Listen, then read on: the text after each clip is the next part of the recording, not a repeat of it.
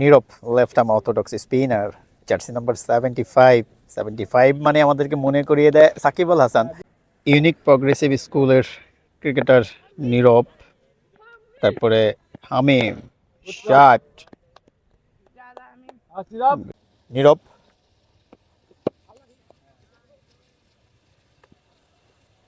Unique progressive স্কুলের pace bowler.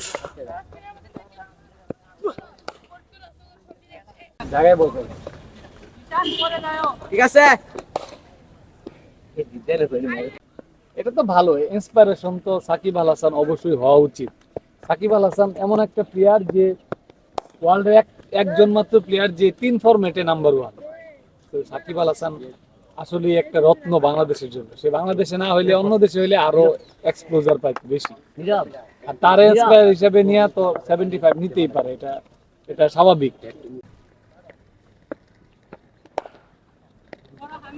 বলের উপরে আসবা, কালকে বলে দিছি বলের উপরে আসবা, ডাউন উইকেট তাহলে লাগবে, দূরে গেলে লাগবে। Hello everyone, welcome back to another new blog. আজকের ব্লগে আমি আপনাদের সাথে শেয়ার করতে যাচ্ছি ইউনিক প্রগ্রেসিভ স্কুলের প্রথম practice session.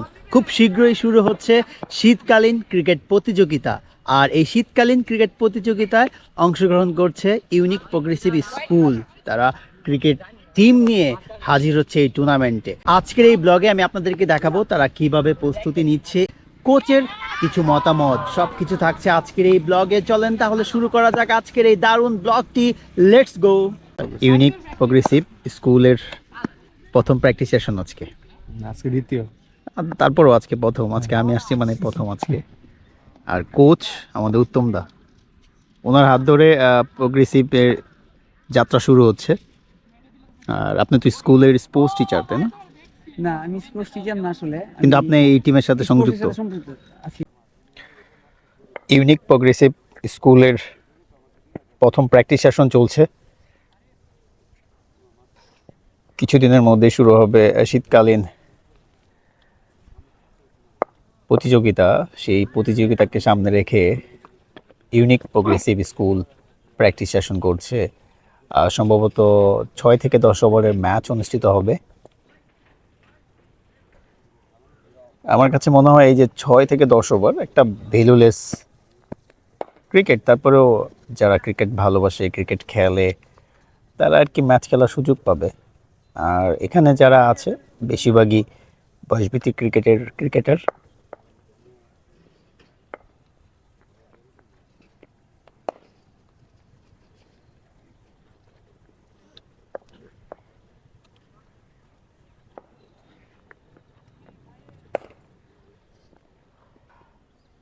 Left arm orthodox নীরবও রয়েছে ইউনিক প্রগ্রেসিভ স্কুলে। ব্যাটিং করছে ঈশান, উন্মেষ ক্রিকেট একাডেমি স্টুডেন্ট। এই বছর ময়মনসিংহ অনূর্ধ্ব 14 জেলা দলের প্রাথমিক স্কোয়াডে এসে রয়েছে মেডিকেল পর্যন্ত।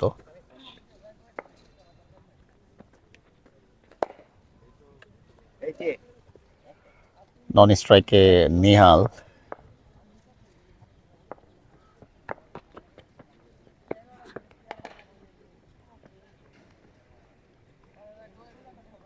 সাথে মারতে হইব। আর তুমি মায়েরাই যাও কেন, কি বলছি? ওয়েল স্ট্রাইকে Nihal, cricket academy of Mymensingh student, unique progressive স্কুলের স্টুডেন্ট। নিহাল কন্টিনিউ ভালো করছে, এখন ম্যাচে কি করে সেটাই দেখার বিষয়। হামিম ময়মনসিংহ অনূর্ধ্ব 14 জেলা দলে খেলেছে গত বছর, এই বছরও দারুণ সুযোগ রয়েছে হামিমের। হামিম উন্মেষ cricket academy student. No ball, ভীমার, আরে আস্তে আস্তে জায়গায় বল করো, জায়গায় বল করো।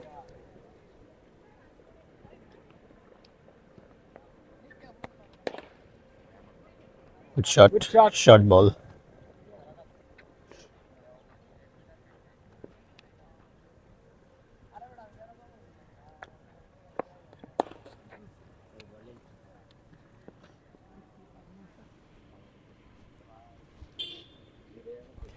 নীরব,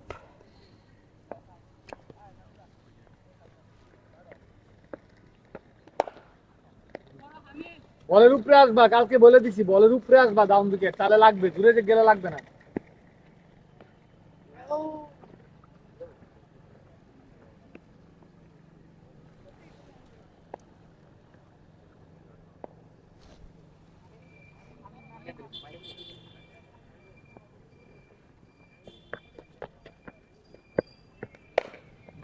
গুড বল,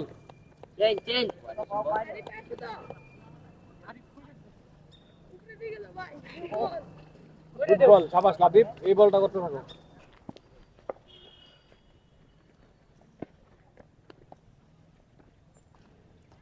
অফসাইডে হামিম, মনোযোগ দিয়ে বল করো।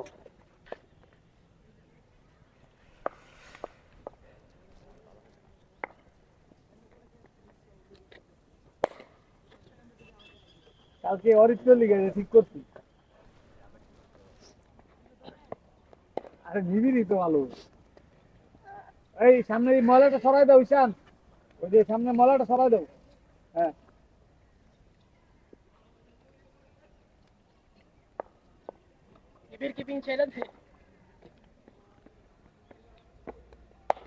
শাবাশ।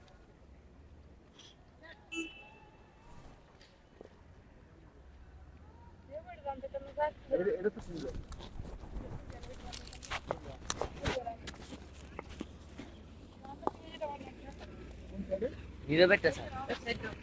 এটা তো সোজা। ইউনিক প্রগ্রেসিভ স্কুলের পেস বোলার।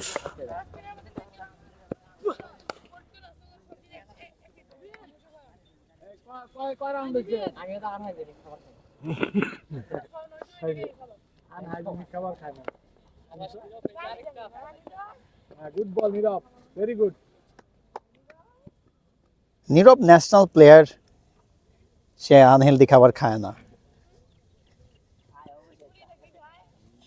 পুরীর মধ্যে অনেক ভিটামিন আছে, ডাল থাকে তো, তাই না নীরব?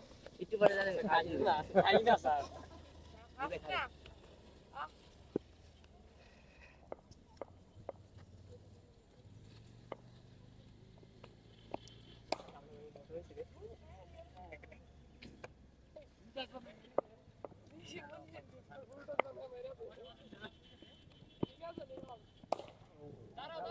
Top shot ball. হামিম ভালো বোলিং করছেন আজকে। বাজে বাজে বোলিং করতে। মনোযোগ দিয়ে ব্যাটিং করো। Nirob left arm orthodox spinner, jersey number 75 মানে আমাদেরকে মনে করিয়ে দেয় সাকিব আল হাসান। আচ্ছা দাদা, আর সামনে আরেকটু সামনে। এই যে 75 সাকিব আল হাসান, আমাদের লেফট আর্ম অর্থোডক্স যারা আছে এরা বেশিরভাগই চুজ করে 75, আপনি এটা আসলে কিভাবে দেখেন?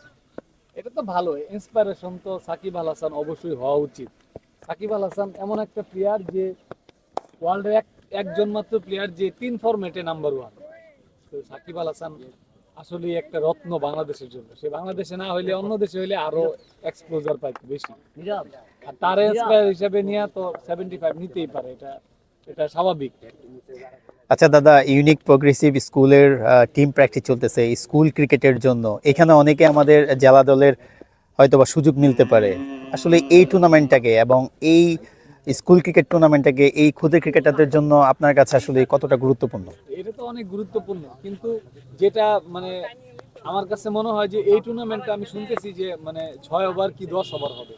তো এইসব টুর্নামেন্টগুলো যত বেশি ওভার খেলতে পারবে তারা, তাদের জন্য তত ভালো হবে। এটা আশা করব যে ভবিষ্যতে এরকম চিন্তা করবে যে এটা যেন বেশি ওভারে ওরা খেলতে পারে। এখানে যারা বয়সভিত্তিক ক্রিকেটে অংশগ্রহণ করবে তাদের জন্য এমন ধরনের সুযোগটা আসলে কতটা ভালো? সামনে বয়সভিত্তিক ক্রিকেট আসছে। হ্যাঁ, এটা তো অবশ্যই ভালো। ম্যাচ টেম্পারমেন্ট একটা অন্যরকম জিনিস।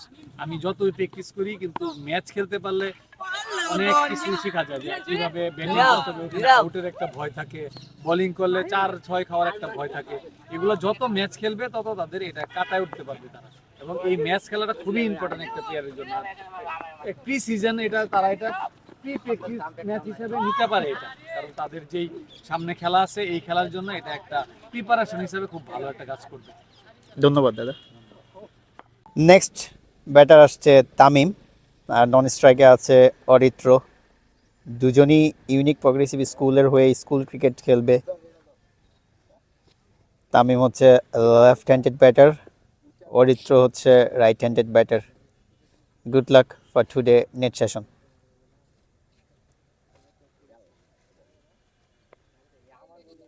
ঠিক আছে খেলো। আর 2 ইঞ্চি চাপ তো ভাই।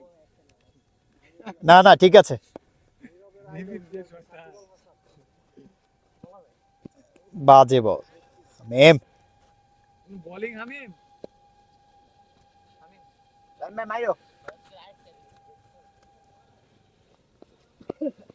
আরে নিবিড় গুড বল। কিপার বল।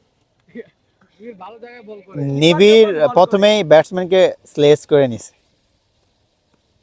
নীরব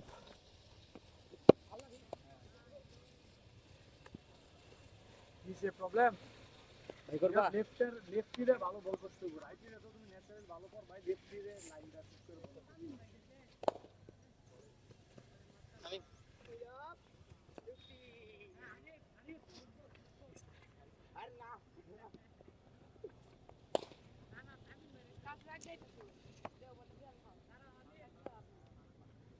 অরিত্র স্টাম্প দেখবা টায়ার্ড হয়ে যাবে। Good ball. অরিত্র স্টাম্প দিতে বুঝছো লাগাও তিনটা। এই বলটা আরেকটু এই সাইড। আমি ভালো মতো না অরিত্র খাইছে মনোযোগ দে বল।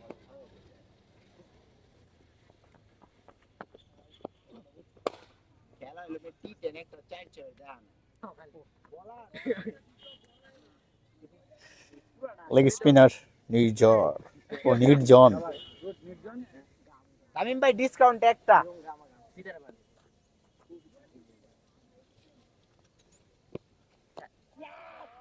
আউট না বাইরে।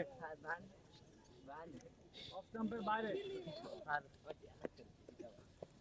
আপেল ছুঁয়ে আউট দিয়ে না না আপেল ছুঁয়ে না জায়গায় বল করবে। ঠিক আছে।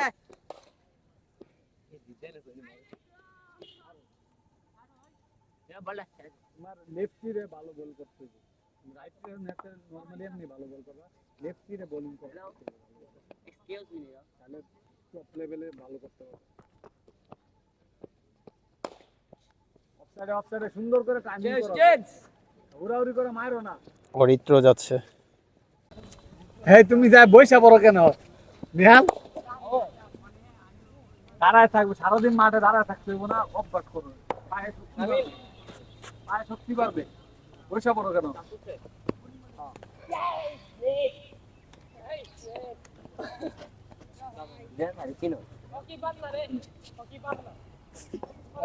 অরিত্রর কোনো ডিফেন্স নাই, ওই সব বল খালি চালাই দিব, আর কোনো ডিফেন্স পারে না। সুইপ মাইরা দাও সমানে লাগবে একটা না একটা। ওই খালি সব বল মাইরা দিব, আর বডি ওয়েটের লিগে আয় আর বল আটকে পারে না রে। জায়গায়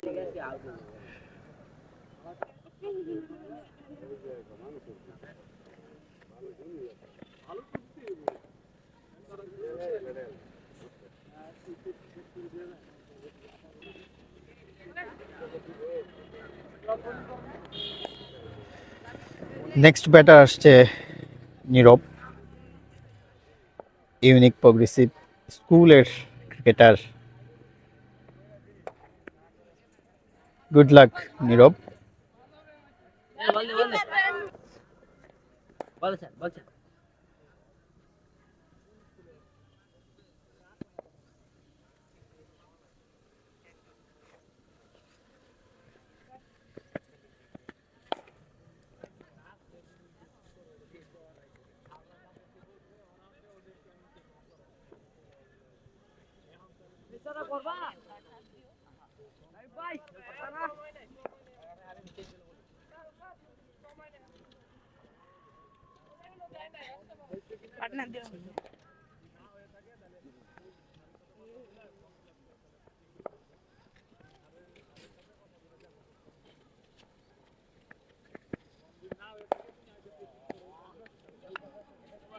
ইউনিক প্রোগ্রেসিভ স্কুলের ক্রিকেটার নীরব, তারপরে হামিম শট, গুড শট।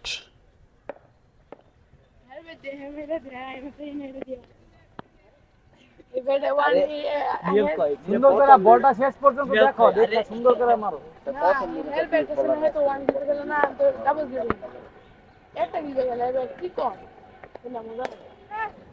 সাইড দিয়ে উপরে বল করতে হবে, তুমি যে বল করো যাও লাভি ভাই। এই বল করলে লাভ নেই, প্রথম উপরে বলে বল গিরবে তিন খেলতে করাইতে হবে সাইড দিয়ে। তিন বলাররা তিন বল না সাইড দিয়ে বল না করলে লাভ নেই, তিন বলার বল তিন করতে হবে। হ্যাঁ শাবাশ নীরব, মনোযোগ দিয়ে ব্যাটিং করো।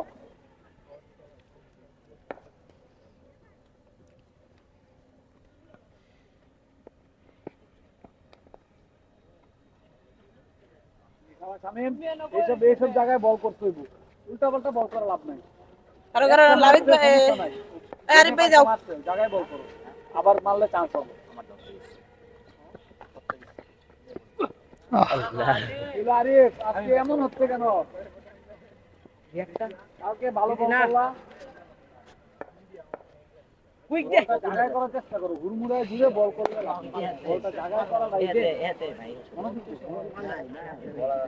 দিয়ে, হ্যাঁ? নেগা দাও দাও চেন চেন ইতিমধ্যে ইউনিক প্রগ্রেসিভ স্কুলের আজকে প্র্যাকটিস সেশনের যে ব্লগটা তৈরি করেছি আপনারা হয়তো বা দেখে ফেলেছেন। এই ব্লগ নিয়ে আমি ছোট্ট করে রিক্যাপ করব।